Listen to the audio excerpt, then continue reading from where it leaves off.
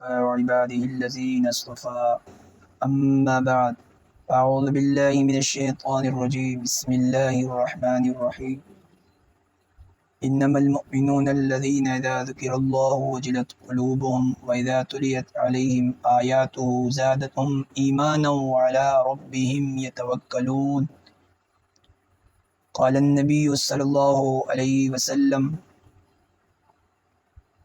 اجملوا في الطلب وتوکلوا علیہ او کما قال النبی صلی اللہ علیہ وسلم۔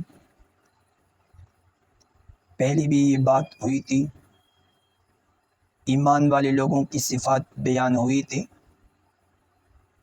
ایمان والے وہ لوگ ہیں، پہلی بات یہ ہے اذا ذکر اللہ وجلت قلوبہم، ان کے سامنے اللہ کا ذکر کیا جائے گا، اللہ کو یاد کرتے ہیں تو ان کے دل ڈر جاتے ہیں۔ دوسری بات وَإِذَا تُلِيَتْ عَلَيْهِمْ آيَاتُهُ زَادَتْهُمْ ایمانا، ان کے سامنے قرآن عظیم شان کی آیت تلاوت کی جاتی ہیں تو اللہ تو اس کا ایمان بڑھ جاتا ہے۔ تیسری بات وَعَلَىٰ رَبِّهِمْ يَتَوَكَّلُونَ، اپنے رب پر بھروسہ کرتے ہیں۔ دو باتیں ہوئی تھی، اس کا ایمان اللہ اس کا دل ڈر جاتے ہیں، یہ ہوئی تھی۔ دوسری بات بھی ہوئی تھی اس کا ایمان بڑھ جاتا ہے۔ تیسری بات یہاں ابھی ہم سماعت فرمائے، اگر آپ کو دو باتیں سننا بھی مطلوب ہے تو باقی دو پارٹوں میں آپ اس کو دیکھ سکتے ہیں۔ اس میں اذا ذکر اللہ وجلت قلوبہم، اللہ کا ذکر کیا جائے تو اس کے دل ڈر جاتے ہیں، ان کے سامنے آیت تلاوت کی جاتی ہے تو اس کی ایمان بڑھ جاتے ہیں، یہ ہو چکے ہیں۔ تیسری بات اللہ پر بھروسہ کرتے ہیں۔ اللہ کے حبیب علیہ السلام کا فرمان مبارک ہے وَأَجْمِلُوا فِي الطَّلَبِ، تم طلب کرتے رہو، محنت کرتے رہو، وَتَوَكَّلُوا عَلَيْهِ، اللہ پر بھروسہ کرو۔ محنت کرنا من نہیں ہے لیکن اعتماد اللہ پر ہو۔ اللہ جل شانہ قرآن عظیم الشان میں عما یتساءلون میں یہ فرمان مبارک ہیں أَلَمْ نَجْعَلِ الْأَرْضَ مِهَادًا وَالْجِبَالَ أَوْتَادًا وَخَلَقْنَاكُمْ أَزْوَاجًا وَجَعَلْنَا نَوْمَكُمْ سُبَاتًا، تمہارے لیے نوم کو، رات کو تمہارے لیے وہ آرام کی چیز بنائی ہے۔ وَجَعَلْنَا اللَّيْلَ لِبَاسًا وَجَعَلْنَا النَّهَارَ مَعَاشًا، اور دن کو تمہارے لیے معاشت کے لیے، پیسوں کمانے کے لیے تم کو بنایا گیا ہے۔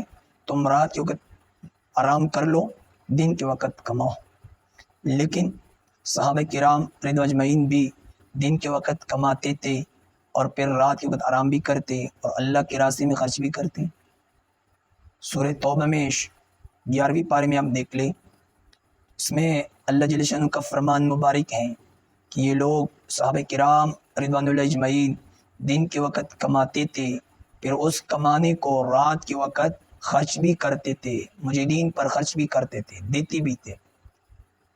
اور حضرت علی کرم اللہ وجہہ بھی چند کھجوری مل گئی مزدوری پر، تو حضرت علی کرم اللہ وجہہ نے فرمایا کہ یہ میرے لیے کافی ہے، میرے حسنین کریمین کے لیے، حضرت فاطمہ زہرا رضی اللہ عنہا کے لیے یہ کھجور میرے لیے کافی ہے اور میں اور نہیں کماتا ہوں، بس میری بات ہو گئی۔